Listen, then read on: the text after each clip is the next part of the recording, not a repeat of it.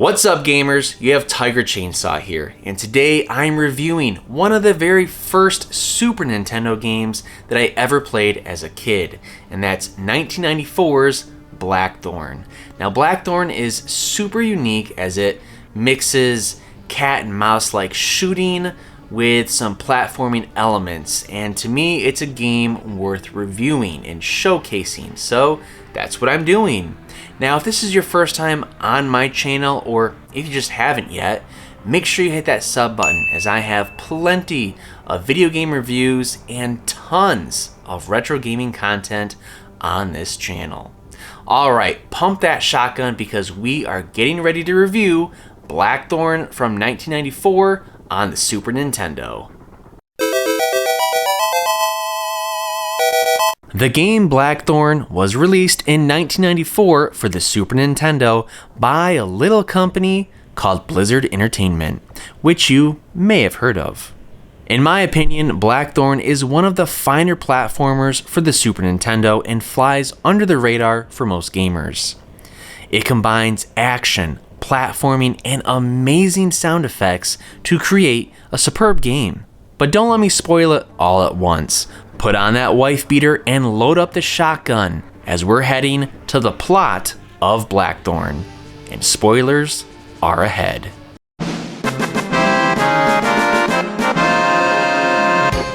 For an action game on the Super Nintendo, Blackthorne has a pretty in-depth plot. The planet Tool has been ruled over by a single shaman who has controlled his people with his knowledge.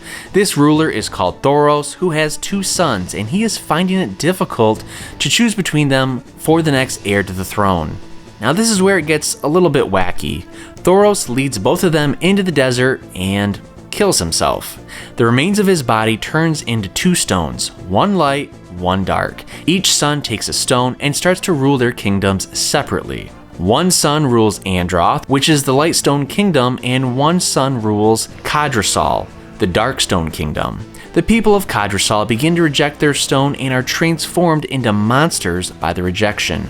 These monsters kind of look like goblins and ogres. But the biggest monster of them all is named Sarlacc, and he begins an uprising and turns his frustrations on the people of Androth. They attack Androth, and King Valeros, that rules that kingdom, senses the impending doom and teleports his son Kyle with the Lightstone to Earth to save his life and keep him hidden. 20 years later, Kyle has become a renowned military captain.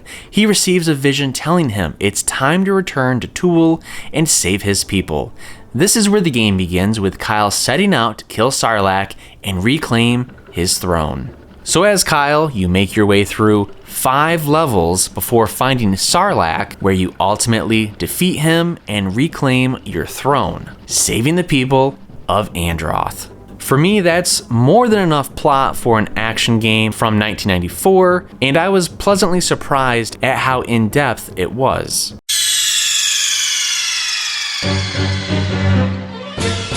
On the Super Nintendo, it doesn't get much better than Blackthorne, with the combination of graphics, sound effects, story, and controls for this action platformer. While the environments are dark and dingy, that doesn't mean that there aren't details within them. In the first level, there's skeletons hanging by chains, beautiful blue-colored waterfalls, and just overall really cool aesthetics that add to the atmosphere as you make your way through the levels. There's a lot of details behind all of the action on the screen, and it really does show that Blackthorne has a really nice polish to it.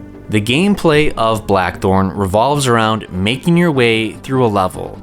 Each level can take anywhere between 35 minutes to an hour, depending on if you know what you're doing.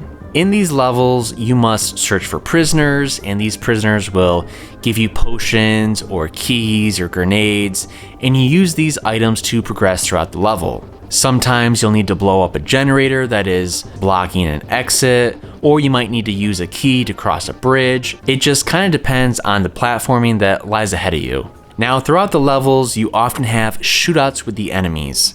Instead of just mashing a button and shooting at the enemy while they shoot at you, you have to be strategic about it and patiently fight them. This is something that really separates Blackthorne from other action platformers. And how they do this is that you can cover against any wall so the enemy cannot hit you, although they too can take cover. So to me, it was a cat and mouse like game, and you need to be quick on the trigger because when they pop out from the wall, you better blow them away with Kyle's shotgun before they shoot you. Now, I do want to comment on Kyle's appearance.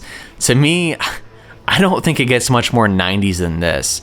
You have a guy in a wife beater, in blue jeans, and a mullet, and he just gives vibes of, I don't give a fuck. And especially, he has this signature move where he doesn't even look behind him, but he points the shotgun backwards and just blows away enemies. To me, I thought that was badass, and it just kind of gives me a chuckle every time I can just pull the trigger behind me and not even look at the enemy. Now, as you progress throughout each level, the enemies do get a little bit more complicated or a little bit more tougher. In the beginning ones, you take on these goblins that also have shotguns, but they only take 1 or 2 hits before falling down. On the later levels, you'll have turrets that will fire at you, these weird plant monsters that will grab you, and you also get these giant blue bulls that have whips, and these rock monsters that turn into balls and roll around. I do like that the enemies increase and that there is a good variety of them, and that adds to the game as far as changing the pace of it. One of the best things about Blackthorne is the incredible sound effects. These sound effects are so burned into my mind from my childhood. Whenever you throw a grenade, I can hear it explode against the wall. I can also hear the blast of the shotgun, Kyle pumping it. To me, that's just a great sign of a game when the sound effects become iconic to you. Also, something that is very well done is the overall soundtrack to Blackthorne. There's this edgy vibe to it. It's dark, it's electronic, it's a little futuristic, but it just fits the game perfectly with taking Kyle on this adventure and trying to save his kingdom. To me, it's really well done. Each level takes you closer and closer to Sarlacc and your final encounter with him. Now, he's the only boss in the game, and this was actually one of the disappointments that I had. I thought it would have been a really cool touch to have an end-level boss, maybe like one of Sarlacc's generals where you kill him before moving on to Sarlacc. It didn't have to be complicated or overly difficult. I just wanted some unique feeling toward the end of the level instead of just progressing and then being teleported to the next phase of the game. Now, as mentioned, Sarlacc is the only boss in the game, but boy does he pack a wallop. I kind of struggled with him as he has many different attacks and he's really quick. He can punch you, he can shoot these electric lightning bolts, and he can also shoot balls of energy at you. But he's not the only one that you have to worry about.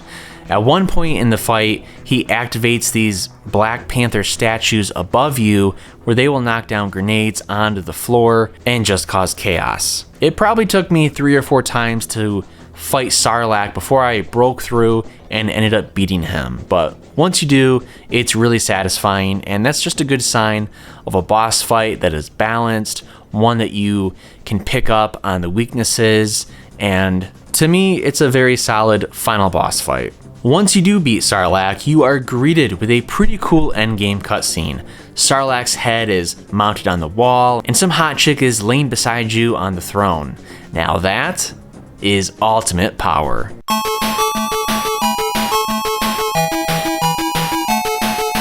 Blackthorne is a game that doesn't get enough credit.